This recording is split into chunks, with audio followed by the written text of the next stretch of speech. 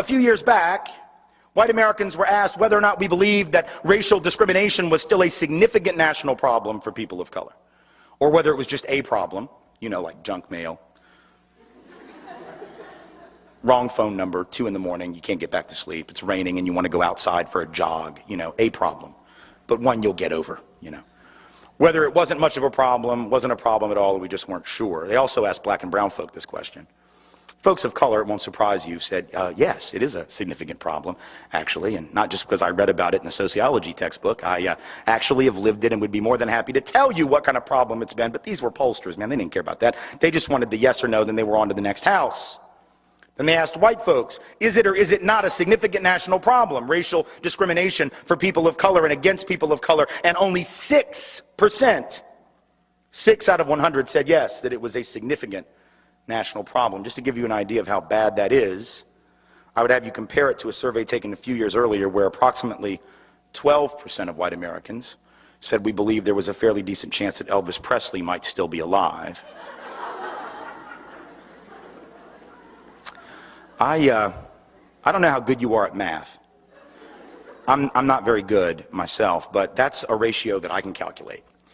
What that means is that white Americans are twice as likely to believe that Elvis might still be alive than we are to believe what people of color tell us they experience on a fairly regular basis. That is denial so profound as to boggle the mind, but there it is. And the people who are saying it are not mean-spirited, they're not hard-hearted, they're not bad people. I firmly believe that most people are good people. I could be wrong about this, but I have 2 little girls ages 6 and 4, and I choose as a parent to believe that most people are good. If you have evidence to the contrary, keep it to yourself. I do not want to know it or hear it this evening.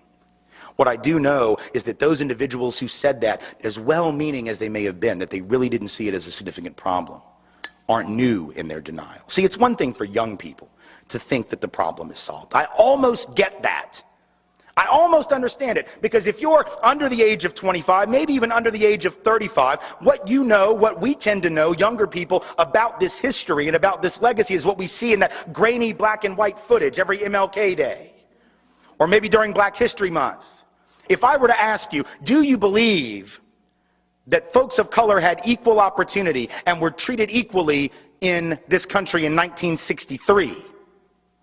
Or whether or not black children were treated equally in schools and had equal educational opportunity in 1962, I know right now that no one in here would say, well, of course, you know, naturally they did. 1963, that was a damn good year to be black or brown in America. What are you talking about? Everyone, regardless of your position about 2007, would quickly acknowledge how bad it was back in the day, because it's no sweat off your back. 44, 45 years later, it's easy to talk about how bad it was, but now see, here's the trick. What do you think white folks said when those very questions were put to them in 1963 and in 1962? At a time when the apartheid system in this country was very much in full effect. It was before the Civil Rights Act, before the Voting Rights Act, before the Fair Housing Act. In retrospect, we can all look back and say how profoundly unequal it was. How profoundly unequal it was. And yet when white folks were asked, some of them our parents, our grandparents, great uncles, great aunts, these ancestors of ours, right, were asked the very same question in 1963. Do you think that people of color, they didn't use that term, it said racial minorities. Do you think that racial minorities are treated equally in your community? And 80% of white folks said yes. In 1962, when Gallup asked, do you think that black children receive equal educational opportunity in your community? 90% approximately of white folks said yes. Nothing to see here. What is all this complaining? What is this March on Washington? I don't get it. I don't understand it. In fact, the very month of that march, which now it seems like every white liberal wants you to believe they were at. The very month of that march, white folks were asked by Newsweek what they thought about it. They said, 2/3 of whites said that Dr. King and the movement were pushing too far, too fast, asking for too much, and too soon. The idea that this country was ready to hear this, even at the time when we know how vicious it was, is a lie. What does it say that white folks were in denial in 62 and 63? What does it say that if you'd gone back to the 30s and asked the question? You think white folks were clear then?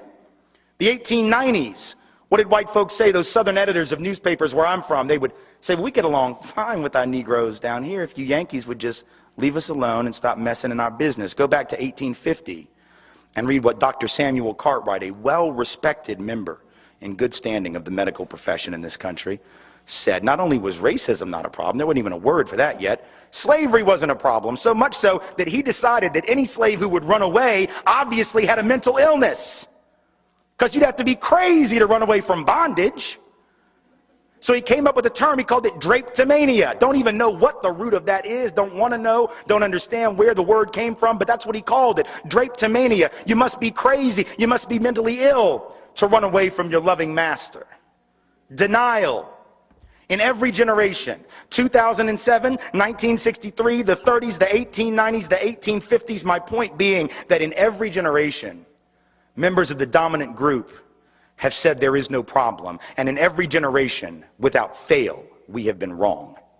And in every generation, people of color, those who were the targets of that oppression and subordination, have said there is a problem. And in every generation, without fail, they have been right.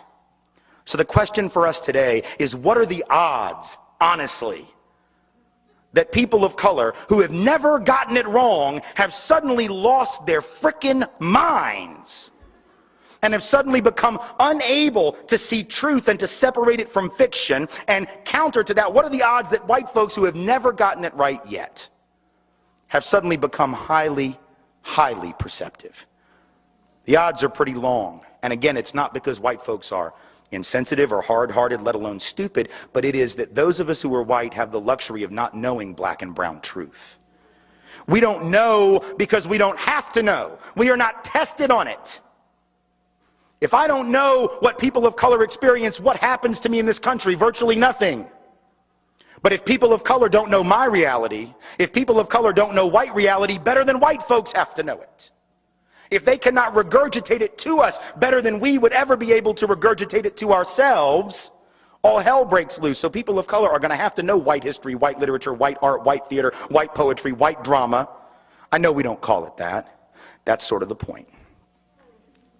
When your stuff is the stuff against which everybody else's stuff is compared and found lacking, you don't have to name it. It's just the norm. That's why, for those still confused, we don't have White History Month, because we have several. They go by the tricky names of May and June, July, August, September. Pretty much any month that we have not designated as someone else's month, that's White History Month. But we take it for granted because we don't have to know other folks' reality. That's a privilege. That's an advantage. That's a head start.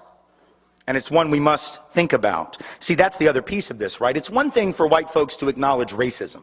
Because, you know, white liberals will. God bless them. White liberals will acknowledge that racism is real. Oh my goodness, we should do something about that. Yes, we should. It's terrible, that racial profiling, that housing discrimination. My goodness, it's awful. Yes, it is. But just because we acknowledge racism and discrimination doesn't mean that we'll necessarily acknowledge the flip side of that. Doesn't mean that we will acknowledge that for everyone who's targeted by that discrimination, which we're willing to admit exists, there is somebody else not being targeted, guess whom, and that those individuals are elevated by definition and receive an advantage, receive a subsidy, receive a privilege in the process. You see, we like to talk about those who are down as if there is no up, right? We like to use language that obscures the interrelationship of down and up. Now, down has no meaning without an up. It is a relative term. But we talk about those at the bottom of the hierarchy, not paying attention to the fact that for anyone who's down, someone is above them, and they're above them because they're down. We use this language that makes it impossible. And when I say we, I don't mean like right-wing folk. I'm even talking about them. I'm talking about nice, liberal, caring service providers. Right? People who just want to help. Right? I just want to help the underprivileged. That's the word we use. I've used it before. I don't use it anymore, except in a speech like this. Right? We just want to help the underprivileged. But what's wrong with that word, folks? At least two things that ought to be pretty obvious to you, right? Number one is it's a passively constructed term. right? It's the passive voice, as my English teacher would say. Underprivileged doesn't imply that anybody did anything to anyone. It's just there's privilege and I will be damned. There you are under it. We could just figure out how you got down there. We could solve all the problems of the Western world. But we don't want to know how you got down there. No, that's why we came up with that bumper sticker. Stuff happens. That's the G-rated version.